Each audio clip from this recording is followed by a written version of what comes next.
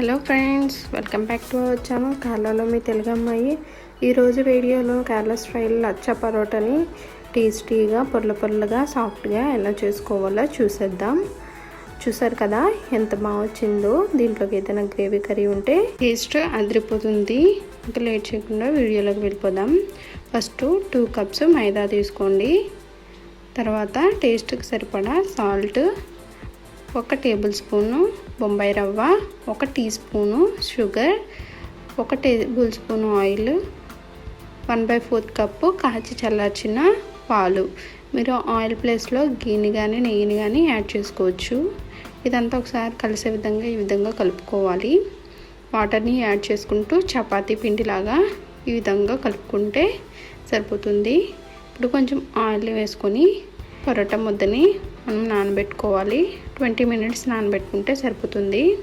20 minutes తర్వాత అయితే ఈ పరోటా ముద్దను ఒకసారి తీసి మళ్ళీ ఈ విధంగా కలుపుకుందాం.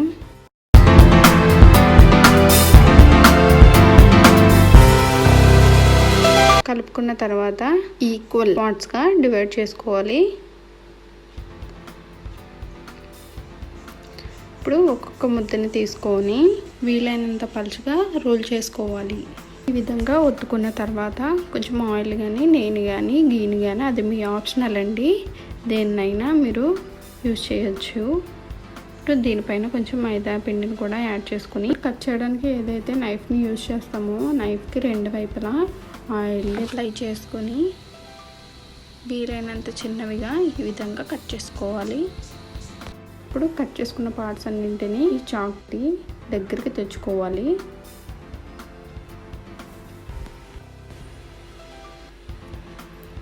ఇప్పుడు కొంచెం ఆయిల్ని యాడ్ చేసుకుని మొత్తాన్ని రౌండ్ చేసుకోవాలి. ఈ చివర ఎడ్జ్ ఏదైతే ఉందో అది సెంటర్లో పెట్టుకొని ఈ విధంగా ప్రెస్ చేయాలి.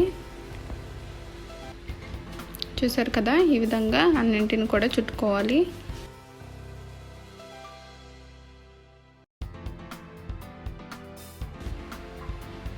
ఇప్పుడు అన్నీ చుట్టుకున్నాం కదండి.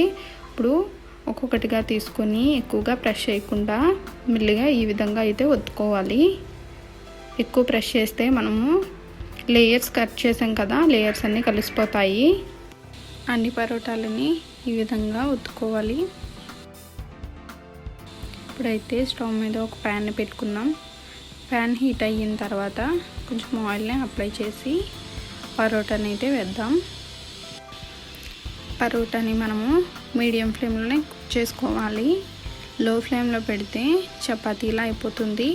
హై ఫ్లేమ్లో పెడితే లోపల కుక్ అవ్వకుండా పైనంతా మాడిపోతుంది. కాబట్టి మీడియం ఫ్లేమ్లో పెట్టుకొని మాత్రమే మనము పరోటాని కుక్ చేసుకోవాలి. ఈ విధంగా ఆయిల్ని అప్లై చేస్తూ పరోటాని అయితే తిప్పుకుంటూ కాల్చుకోవాలి.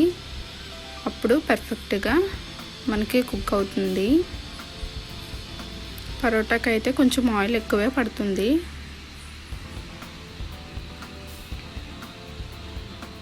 చూసారు కదా, వీడియోలో చూపిస్తున్న విధంగా మీరు తిప్పుకుంటూ కాల్చుకోవాలి.